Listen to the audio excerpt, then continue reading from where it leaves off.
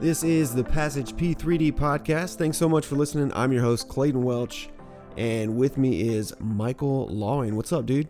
Hey, here I am. Here we are. Here we are for episode 2 of season 3. Yep. Man, this is three seasons. How do we define the season, really? I don't know. It's just a new year. I think it's by year. It's probably by year. It's also, it's probably by year. By year. And like, we kind of changed the format each season. Yeah. You know? Yeah. We had an interesting season last year. I mean, we had started doing some more guests and stuff like that. So, yeah, it was super cool. Well, the first season we had guests. We just didn't they were really good guests. We should have those guests back on. We should. And see what their thoughts are. We talked last week after we did a podcast. We're like, where do we want this to go? Because we want it to be useful, right? Or we started thinking about like what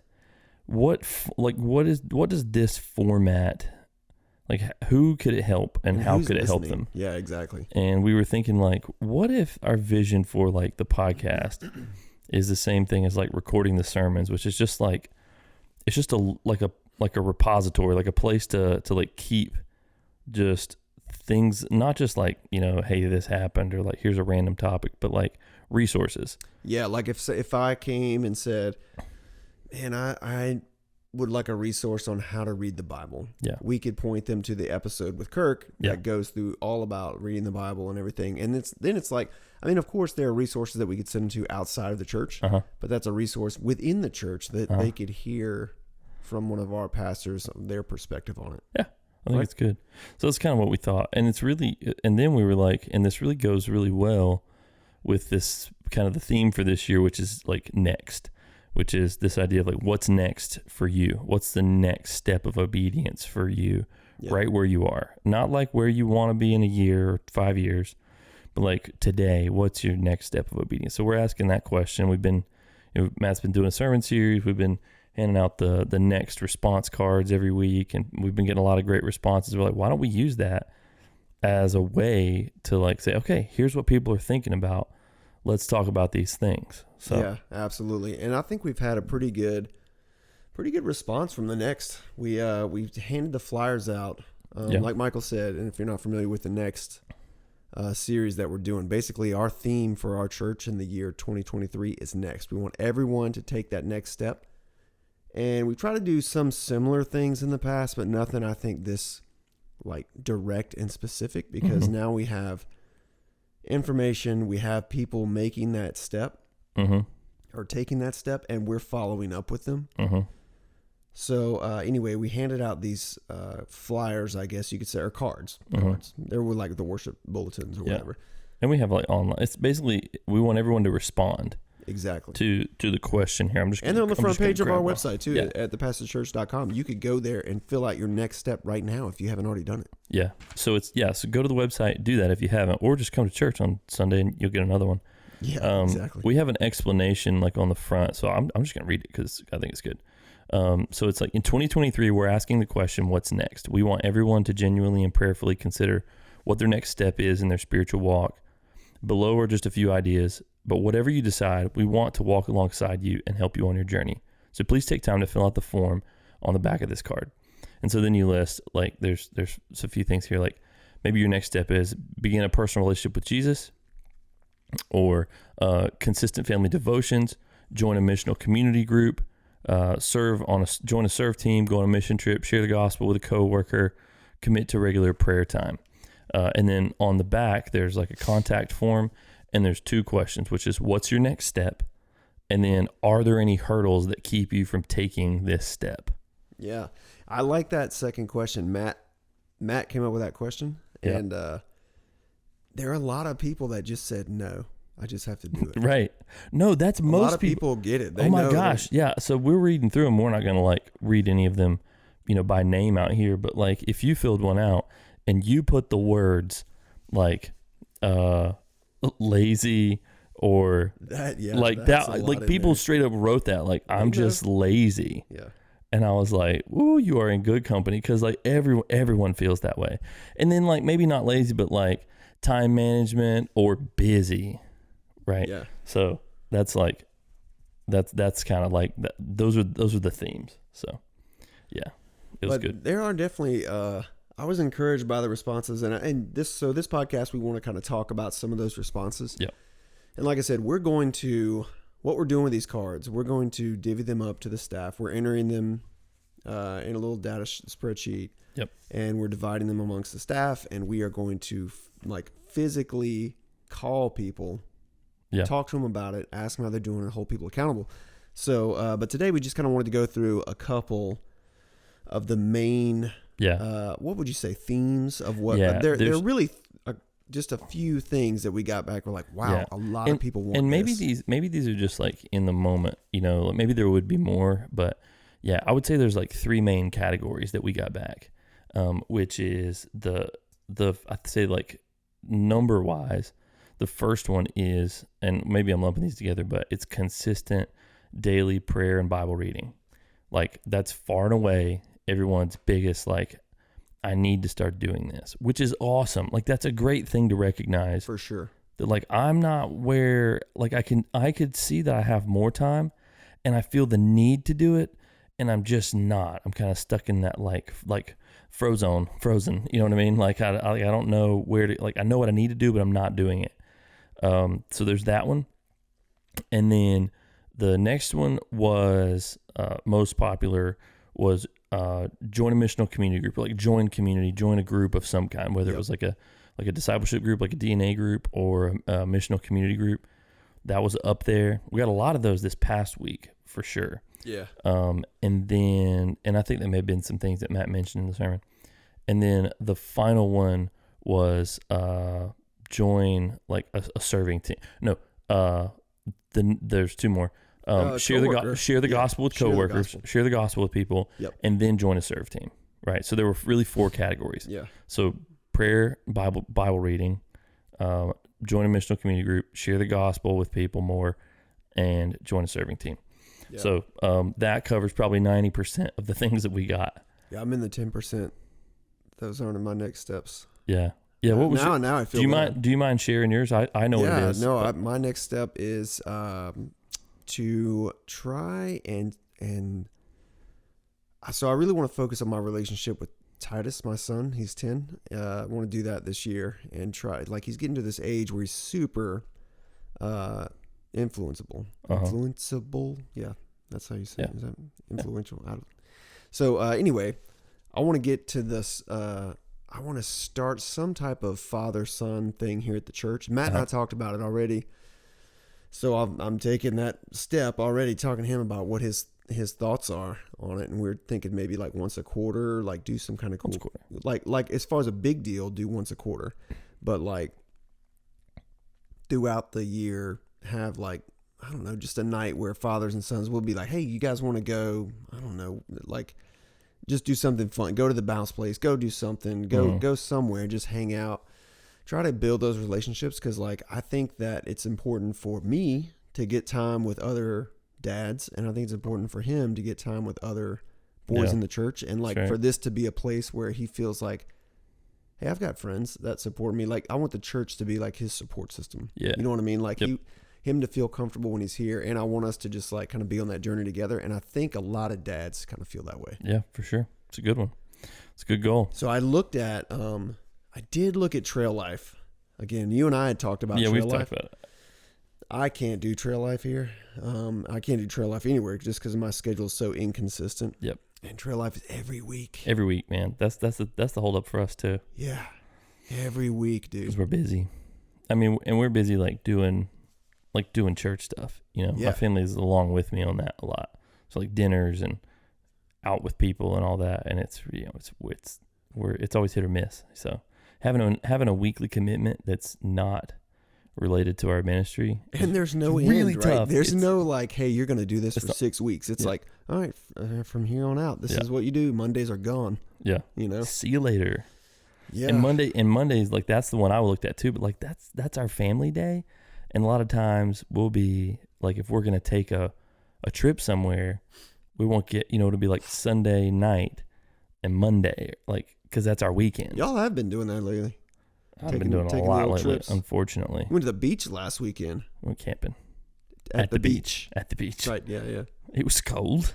So what you're saying is you already did this father-son camping thing for this quarter? No, we do it a lot, man. Oh, you can do it again? Okay. Yeah, we do it. We do something like that. Well, good, that. because that leads me to, in this process of me trying to do this, like I don't know any good. We talked about it. You know a lot of good camping spots. You know a lot of good places to go. Me and the boys do a lot of fun stuff. Yeah, I'm like a professional dad. You are a professional dad. Yeah, absolutely. Yeah. But if anybody else would like to come on this journey, that's what I'm a professional at. Cheap fun. The what? The cheap fun. Oh, the cheap fun. I got you. I was like, a cheat fund? Yeah. I don't know why I heard that. It sounds terrible. I was like, I don't know what, but no, cheap fun. Yeah. Got it. Good cheap fun. That's what we like, which is camping. That cost us $30 in groceries and a campsite. I try to go for the cheap fun, like in the, it's hard to do now, cheap fun, but like in the spring and the summer when it's nice outside, the kids will be like, or like, I will be home and say, what do we want to do? I'm like, why don't we go on a trail? Yeah. That's free. Yeah. Bike ride on a trail. Yeah. Let's go do something like that. The kids are always like, I don't know about that, Just got to drag them along. Well, I do have a little, she's 8 now, but her legs aren't as big as ours, so it's a lot of work. That's where the bikes are awesome. So. Oh yeah, true. All right, so back to our topic of discussion. Like that's a good one. Thanks for sharing that. And maybe some people hear that and they're like, "Hey, I'm in on that." Yeah, we can do that. It would be fun. Yeah. So I guess what we want to do this season with the podcast is have people on, talk about what they're doing. Like maybe there's someone who we think is already kind of crushing it in one of these categories, like with maybe it's personal evangelism, and have some people on that are really doing that. They've committed to that, or they want to do it more, and here's their story. Or some people who are like, hey, I want to have, I want to do more stuff with my kids. Here's our plan. And we just want to take you along that journey with us and let that be there. Like this, we'll record the testimony, and, we'll talk about resources and, kind of how, and hopefully this will be like a source of just inspiration, really, just to hear like what God is doing in people's lives and what their next steps are. And and you guys will have a chance to hear. And if you want to be on, you want to share your story, you just talk to us. So it would be great. We'd love to have you. Yeah, so. Absolutely. I think it'd be good. I think people would really vibe with listening to, it could be the same. They could have the same thing, because it seems like a lot of people have the same needs. Yeah. That's right. And so, like you said, we had thought, instead of just like us coming up with topics, let's just come up with let's just talk about the things that the church has already said. Hey, we need help in this area. Because then it's specifically for us, right? Yeah, yeah. And but while it might be specifically for us, it's still applicable to whoever's listening. As we talk about like how are you doing Bible reading accountability, like that applies to every Christian. So like that story is helpful to everybody. Yeah. So. Which is one of those things I really want to talk about that. So okay, just that discipline. So what do you want to do today? Do you want to take a look at any of those? And kind of like break them down. Just choose a couple maybe, and we'll talk about them. Well, there was just a few things like I just thought we could talk about too. Like here's the thing that gets me for all of you folks listening out here that wrote down as your hurdle. Like podcast land. Oh baby. All right, I'm gonna light into y'all for a second. Everyday life, being busy, work schedule, time, having little kids. You can't avoid having little kids, so that's just a reality. You can't afford having a job. Yeah, having a job. Some people didn't write down any hurdles, which there was one. Let me think. See another one here. Yeah, it's a lot of these like time management stuff. Like I just feel like I'm too busy, or like my routine or my habit don't support my ability to take this next step. Someone was super honest and wrote down social media and devices as like in the time category. Yeah, which was like, yeah, okay, you get it. Like that, like you're already starting to diagnose that.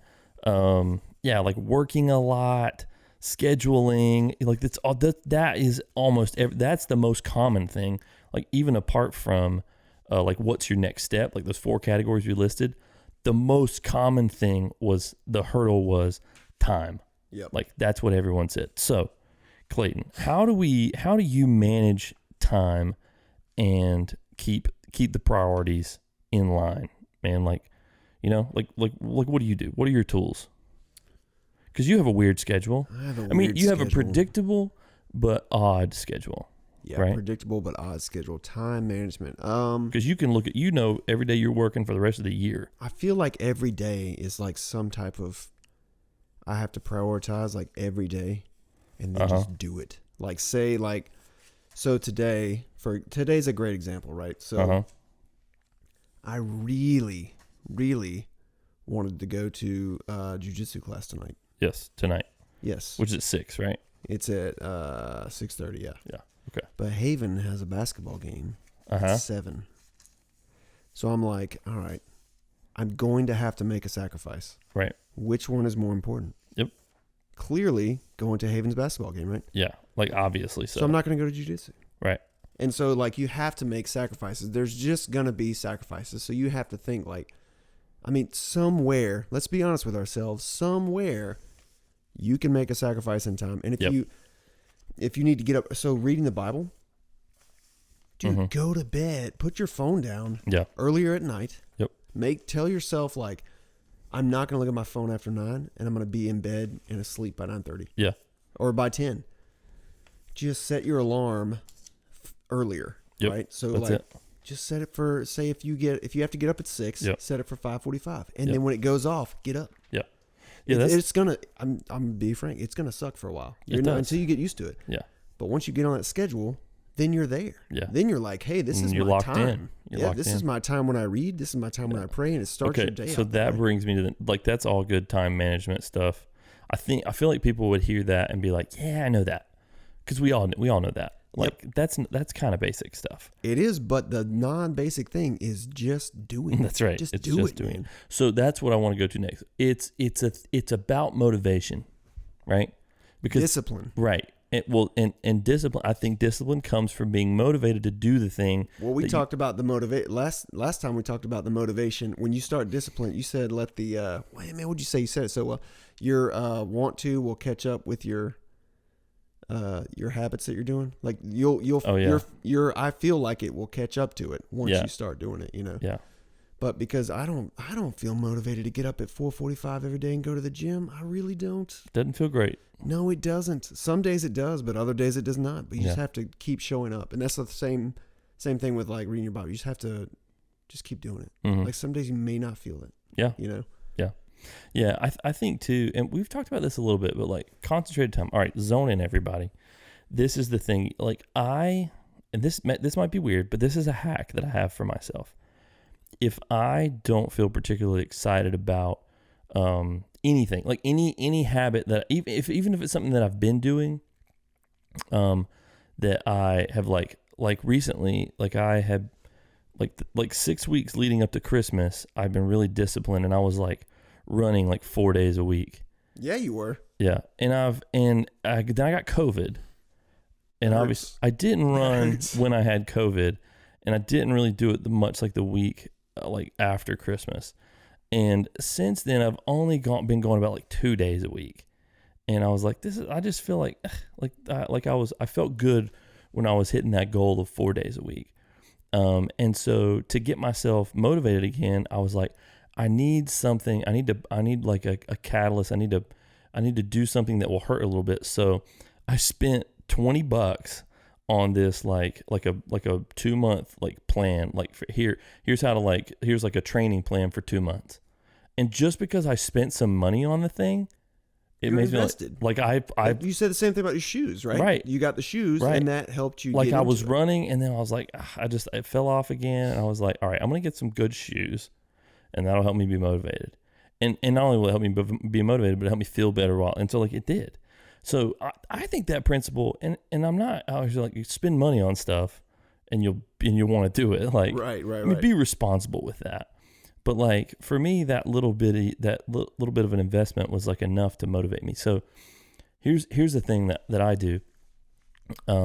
If it's like just get, like, if you've been reading, like you've had like a read through the Bible in a year plan, those things can be a slog, man, because you get bogged down in like. Well, you get discouraged if you miss a few days. Right. And you're like, well, I'm behind. Right. Where do I go now? I can't catch back up. Drop that plan. Pick up another one. Yeah. Like, just do a different one. Yeah. Like, read Ephesians. Like, just do that. Like, whatever. So, like, we get locked into this, like, there's something about the human psyche that's, like, when we set a goal and we have, like, this thing, and then when we get off of it, it's like, we get discouraged and unmotivated, and that's where your sin and the enemy just capitalizes. It's like a diet, right? So Absolutely. like if you're eating clean, eating healthy, I mean, you're only eating chicken breast with no seasoning, plain rice, boiled and chicken broccoli, breast, boiled chicken, exactly, broiled. So you do that, and then Friday night comes, and you're like, I think I'm gonna have a chicken supreme stuffed crust pizza. That's what we're doing, right? That's what we're doing. And then Saturday morning, the alarm goes off to go work out, and you're like, oh, I feel gross because I ate that. Need to and then so you don't work out, and you have a peanut butter and jelly sandwich for breakfast. You know what I mean? Like that kind of, right. And now you're off kilter. The same thing happens with sins that you struggle with, right? Yep. Where it's like I've been walking free of this sin for a while. I get tempted. I fall into this sin. I mean, it could be anything, right? Anything. Whatever. Go ahead. And then you fall into the sin. You feel discouraged and ashamed. You want to go back to the Lord. You want to confess. You want to repent. You want to turn. But then you feel ashamed, and so that prevents you. And then you start thinking like, well, I already sinned. I already fell into the sin one time. I might as well just do it again. And so the fact that you had already broken that cycle of like walking free allows you to fall into a new cycle of walking in slavery to sin. And it's like, and then so you have to break that cycle somehow. I think the same thing applies to any discipline, but specifically prayer and Bible reading. It's like you've got to find something. Like for me, sometimes it's as simple as like getting a new pen that I like to write with. Right? I've talked about that before. Yep. Just get a good pen that you're really looking forward to writing with. And it seems stupid and totally unspiritual, but it works. Like it's a hack that gets me into doing something that I know is good, and so I'm going to do it. Or for me, or it's like starting a new Bible, or get a new Bible. I don't know, like whatever it is, like do something that's going to shock the system and be like, okay, all right, this is cool. I mean, and all we're talking about is getting that motivation up, and you just have to break that, like the discouragement, like I haven't been doing the right thing. And it's like, okay, we'll just do a new thing, do something new that'll get you back into it, and you'll come back around to it. Yeah, and so tell me what you think about this. So I feel like, and this can go with the working out and eating, right? We'll just keep with that analogy, right? Yeah. So let's say you've been eating clean, you've been working out, you've been doing a good job. How easy is it for you to justify going off the path? Yeah, because I've been doing good. Because I've been doing good. I owe this to myself. Yes. Oh, man. So that same thing with sin, right? You'd be like, man, I've been doing good. You know what? This is just one time I'll look at this. Or I deserve this. Right? Yes. I've been so good. This won't hurt me. Exactly. Right. I mean, that's straight like Genesis, right? That's it. Is it really that bad? Right. Did he really say you'd die if you ate this? God just doesn't want me to eat it because I'll be like him. Yes. Right. So, I mean, so how easy is that to fall into sin? Yeah. It's the same thing. And like we just justify it to ourselves. And, but that's the kind of stuff like that's gonna happen. So you can't ever prevent that from happening. Right.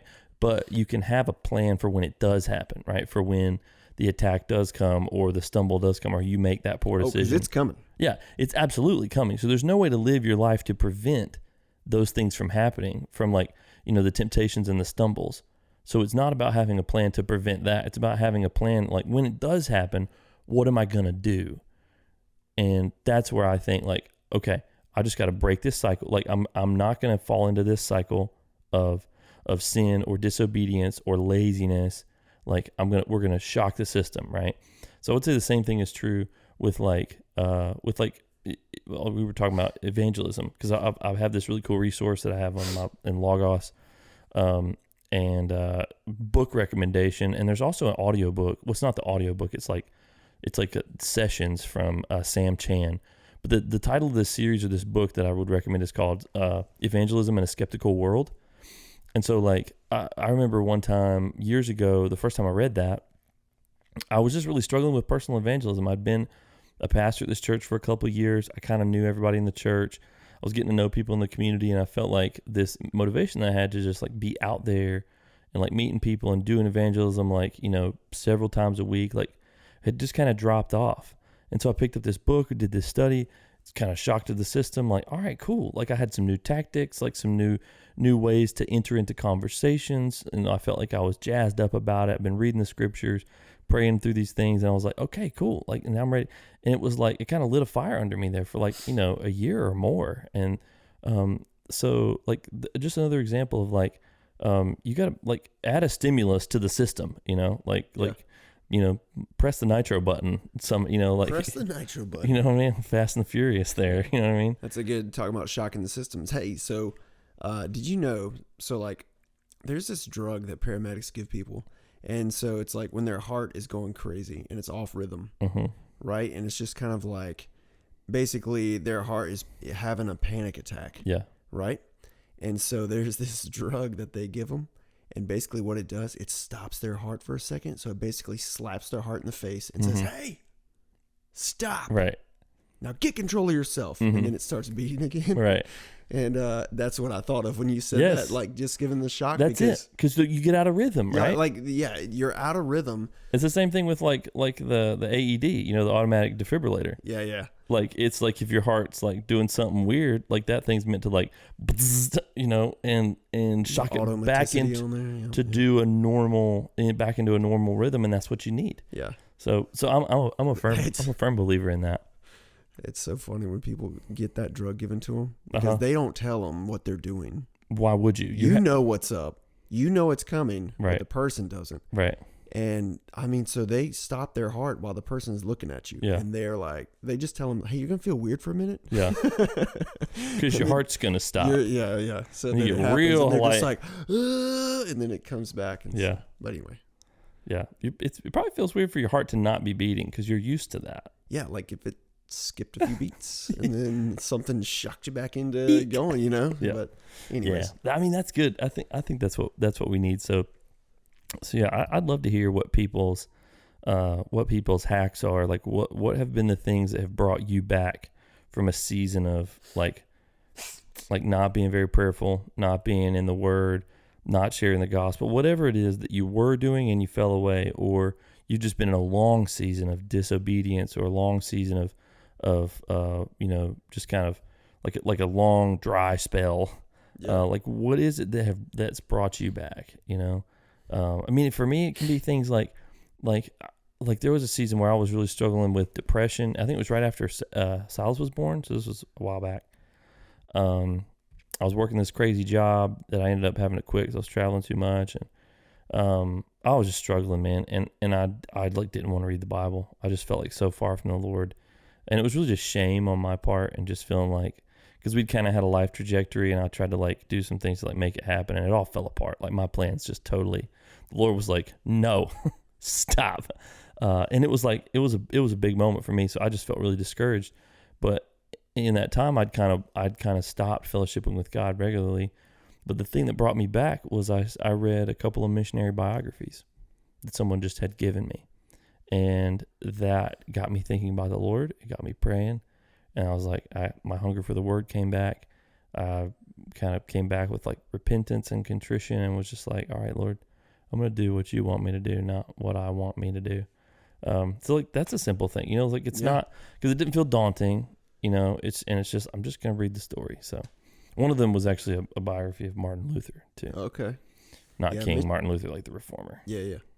Missionary stories get me amped. Yeah, dude. Who's your go-to missionary? Adoniram Judson. He's my guy. Went to Burma. Okay. First full-time missionary to Burma. Yeah. He had 3 wives that died. Matt actually read a letter that he wrote to his second wife, to her parents, when he asked for her hand in marriage.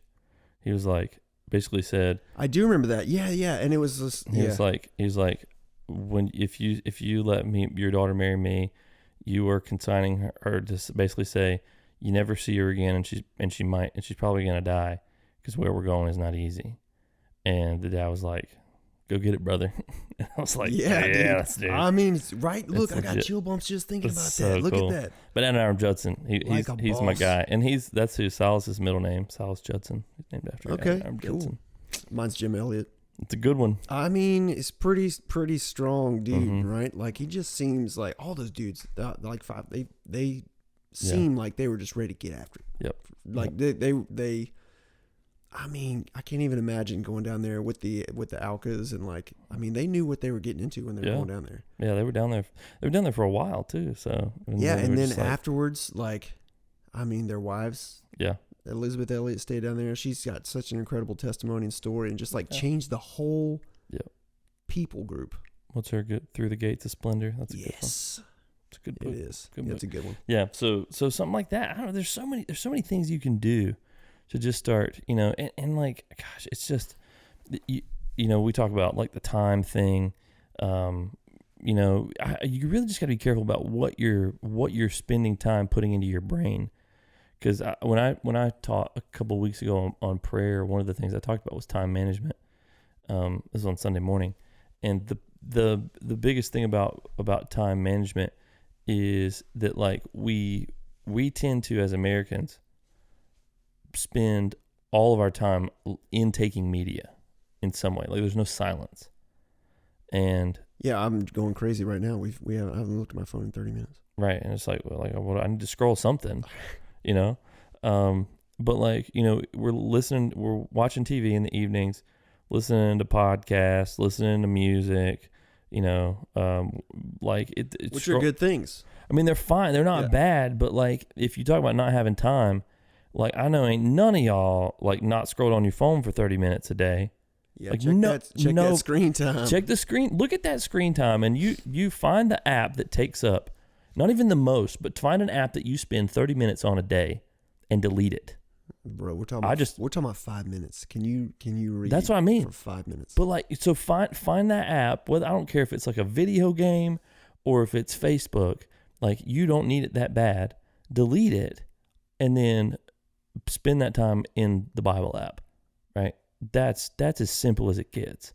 And you're like, I don't know where to begin. There's like, if you go to the YouVersion Bible app, they have reading plans already in there. You just click on one and start reading. Like, they have made those folks at YouVersion have made reading the Bible the easiest thing you could possibly do. Hey, and here's a simple one. Proverbs. You do the proverb a day. That's a good one. That? Mm-hmm. Right. So there are 31 chapters in Proverbs. Yes. So if you do a chapter a day with whatever date you're on, and for the months that only have 30 days, you can do 2, right? But so that's what we're doing actually right now with the kids. We're trying to do that, and we missed some days. We missed yesterday because we didn't get home until late, and we were like, "Get in bed. You got to get in bed. You got to get up early." Yeah, that's right. But you know what? Today we'll get it. Yeah, it's not a big thing. We'll just move on. Hey, you didn't. If you miss a day, it's fine. Yeah, just move on. Just start today. Let's do it. It's good. It's good. So there's lots of hacks, guys. I think it's really just about, just to recap what we've shared. The biggest thing with whatever your next step is, if the thing is time, if your hurdle is time, it's getting that motivation up, right? So there's plenty of time management tactics you can use, but you've got to be motivated to make the change. And there's lots of ways to do that. Like I've said, it's get a new Bible, find a new Bible reading plan, and quit your old one. Like there's no shame in that. Like, not a one. Like, gosh, I cannot tell you. Like, I have not done a read through the Bible in a year plan in like 5 or 6 years. Like, I don't do it. That's not how I read the Bible.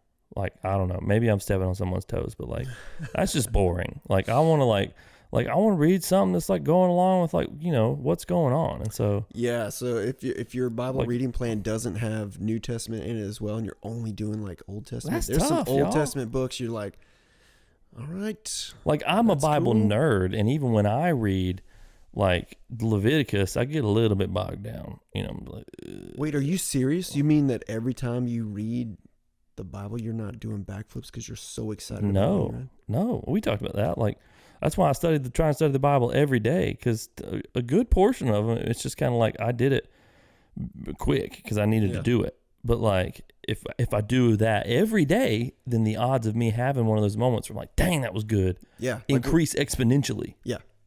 Play the odds. Play the odds. You're not always going to read about the dimensions of the temple. No, not always. You're going to read about some cool stuff. Right. Yeah, there are some crazy, it's just not crazy in like, I can't believe that, but just like, I was just throwing stories that you I was throwing shade heard. at Leviticus, but Leviticus, that was the last like Old Testament book I really studied, and it is fantastic. Yeah. But still, like, if I was just like trying to trudge through, read the Bible, you got to read a lot of chapters a day. It's a lot. Yeah. So anyways, get motivated, find someone to do it with. That's something we'll talk about when it's just like accountability. Yeah. Like, and some people wrote that down in their responses. Like, you've got to be around people. You got to commit to doing this stuff with other people. Yeah. Or just, so if you're not in a missional community and you're not on board with getting into one just yet, just tell somebody. Tell one person what you want to do. You already told us. If you turn this next step card in, we can be that person. We're going to call you. Yeah. I'll text you. I'll put you in a text group. You can blast a text group with memes and everything. Memes galore. Ooh. All right. Yeah. We could probably have two kinds of, are you a meme? This is a meme friendly group and a non-meme group. I'm always part of the meme friendly group. I'm in on that. So there was one time the worship band only spoke exclusively in memes for a while, like when we were much younger. Now we're a lot older. Our band's a lot older now.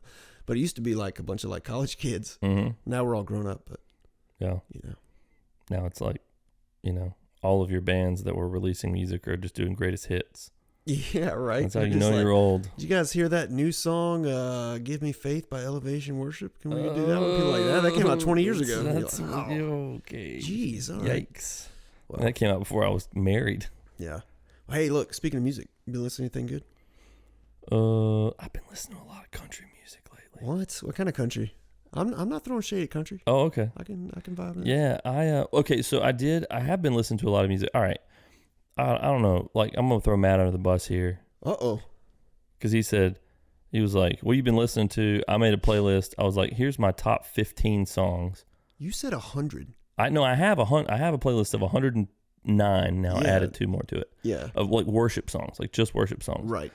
I took my top 15 and I sent them to Matt, and 3 of those songs were by Brandon Lake.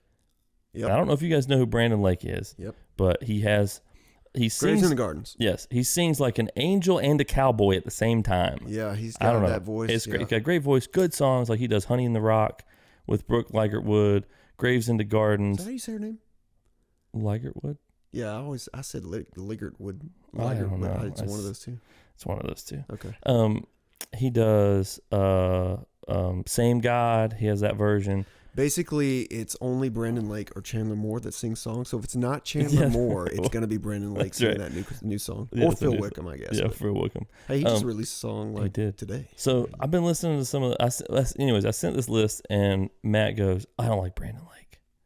I was like, yeah. And I thought like, maybe there's like a character issue or he said something weird that I don't know about. I was like, why? He goes, I don't know. I was like, what do you know about him? He goes, I don't know anything about him. That's what I told you guys. It was my fault because of that one video where he like stage dives. Oh yeah, because he stage dives in a video. And I was like, I don't know that you should stage dive at a worship concert. It's it's fun. Anyway, so I've been listening to that playlist. I really liked his song "Gratitude." It's on the radio right now. It's good. Yeah, his voice is incredible. I do love it. Good. It's so good. But then I've been listening to a lot of just cowboy songs. Cool. I don't know. I like Culture Wall. He's good. Okay. I was listening to Hula Hands at the Holiday Inn before you showed up today. Okay. Going hula hands. Yeah. At the Holiday. It's good. All right. That's a little country music. That was very pleasant. Should be a country music star. Well, I thought about it, but I was like, I'd rather just be a podcast host. Ignominious pastor in the middle of North Carolina. That's a big word. Ignominious. 5 syllables. That's good. All right. And with that, guys, thank you so much for listening to the P3D Podcast. It is a ministry of the Passage Church. If you want to learn more about our church, you can go to thepassagechurch.com. We're in Knightdale, North Carolina. Knightdale, Wendell, Clayton, just kind of eastern Wake County and some of Johnson County. So a little bit of everywhere. Yeah. So we'd love to hear from you. You can reach out to us at michael@thepassagechurch.com or clayton@thepassagechurch.com with suggestions, ideas, comments. We'd love to hear from you. And if you want to come in and share your story, just let us know.